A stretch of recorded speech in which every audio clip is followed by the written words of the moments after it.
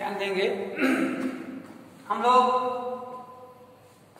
5वां अध्याय पढ़ रहे थे। ये 5वां अध्याय जो है हमारा इतिहास का है, जिसमें शासक और इमारतें, ठीक है, शासक और इमारतें।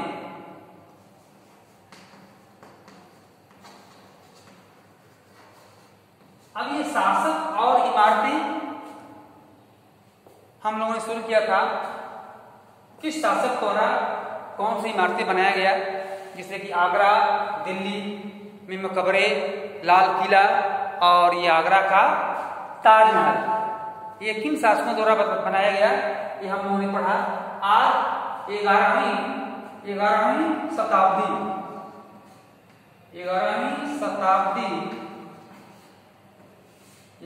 शताब्दी में, ठीक है, मंदिर निर्माण।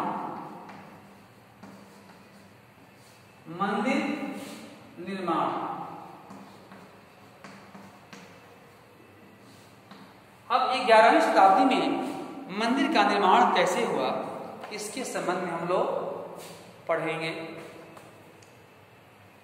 शिव की स्तुति में बनाए गए कंदरिया महादेव मंदिर का निर्माण चंदेल राजवंश के राजा धंगदेव द्वारा 999 में किया गया। हम देखते हैं कि शिव का मंदिर जो है ये बड़े भव्य रूप से उस कार्यकाल में बनाया गया, और ऐसे मंदिरों के द्वारा मिलते जुलते मस्जिद भी बनाए जाते थे। 12वीं शताब्दी में दो प्रौद्योगिकी एवं शैली संबंधी परिवर्तन दिखाई पड़ने लगे। दरवाजों और खिड़कियों के ऊपर की अधिरचना का भार कभी कभी मेहराबों पर डाल दिया जाता था। वास्तुकला का यह चापाकार रूप देखने को मिलता था। मंदिरों, मस्जिदों और हौजों का निर्माण। मंदिरों, मस्जिदों का निर्माण बहुत ही सुंदर तरीके से किया जाता था, क्योंकि वे उपासना के स्थल थे। वे अपने संरक्षक की शक्ति, धन, वैभव तथा शक्ति भाव का भी दर्शन करते थे। इस प्रकार से राजा और शासक अपनी शक्ति संवर्धन और अपने मान सम्मान को रखने के लिए, दिखावा करने के लिए वे मंदिर और मस्जिदों का निर्माण करते थे। इससे स्पष्ट होता है कि वास्तव में हमारे पास कितना धन है, कितना नहीं है, यदि है तो हम कितने रूप में खर्चा करते हैं किसी आयोजन पर, मंदिर में बनाने में, अन्य प्रकार की बातों को इस प्रकार से ये उजागर करता है। मंदिर का निर्माण राजा राजदेव ने बड़े सुसज्जित तरीके से कराया। देवता राजेश्वर की उपासना हेतु वे अनेक प्रकार से ध्यान दिया। ध्यान दें कि राजा और उसके देवता के नाम पर काफी मिलते जुलते ये मंदिर बनाए गए। राजा ने इस तरह का नाम इसलिए रखा क्योंकि यह नाम मंगलकारी था, और राजा स्वयं को ईश्वर के रूप में दिखाना चाहता था। धार्मिक अनुष्ठान के जरिए मंदिर में एक देवता राजा राजदेव, दूसरे देवता राजा राजेश्वरम का सम्मान करता था।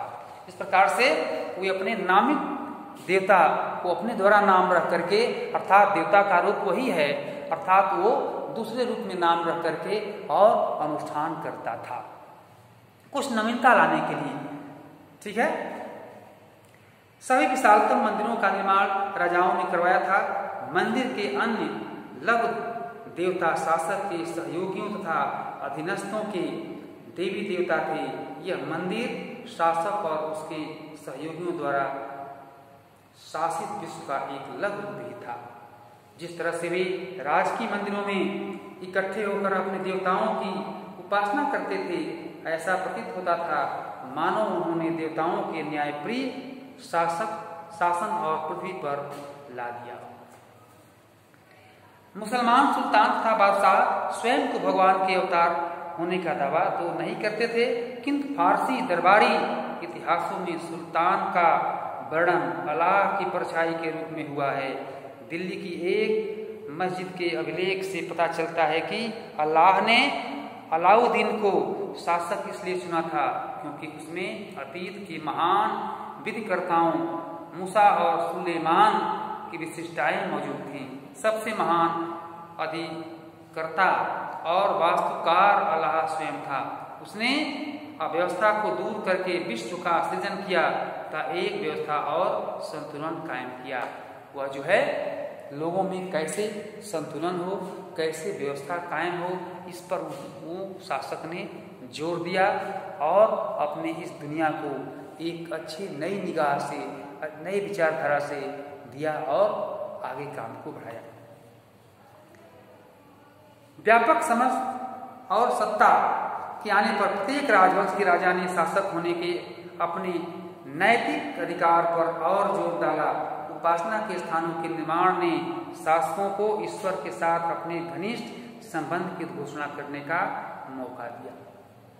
हम जब पूजा पाठ करते हैं, जब कोई शासक देवी देवताओं और अपने नागरिकों का तो सेवा करना ही है, लेकिन वो अपनी धार्मिक आस्था को कायम रखता है, तो भैया बहनों वास्तव में वो फलता फूलता है, वो अच्छे रूप में हो जाता है। इस प्रकार से जो 11वीं 12वीं शताब्दी में जो शासक देवी देवताओं और धार्मिक स्थान में बल रखता था, वो वास्तव में उसका नाम इतिहास के स्वर्णाक्षरों में अंकित है।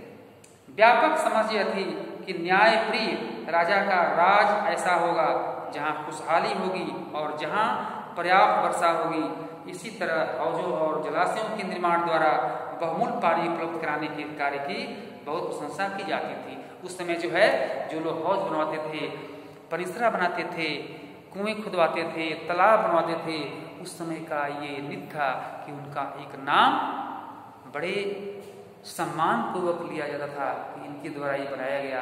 अभी भी आप किसी रास्ते पर गांव नगर में देखे होंगे कि कोई हैंड पाइप लगा दे लोगों को पीने के लिए, देखो उसका कितना नाम होता है कि भाई ये हैंड पाइप उन्होंने लगवाया।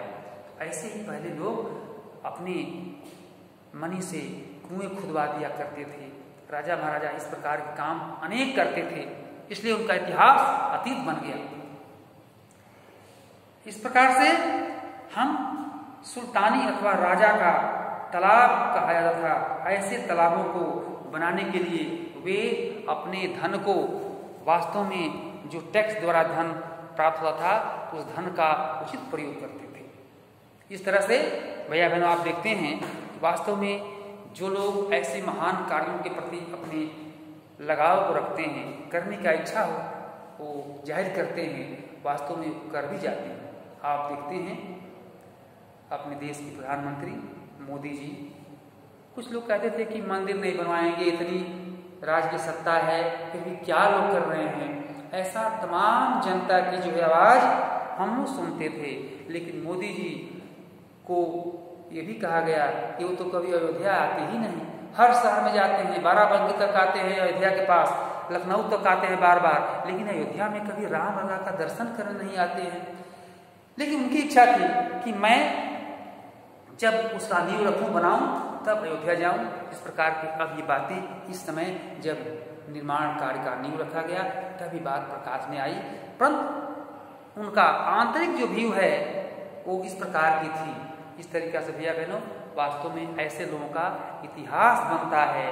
अब ये इतिहास इस प्रकार के दो इतिहास, एक तो कोरोना काल में इतने दिन तक सब कुछ बंद रहा, रेलवे आयात चीज बंद रहा, और उसी में रामलला का भव्य मंदिर का उद्घाटन, ये दोनों इतिहास के पन्नों में स्वर्णाक्षर के रूप में अंकित हो गया। धन्यवाद।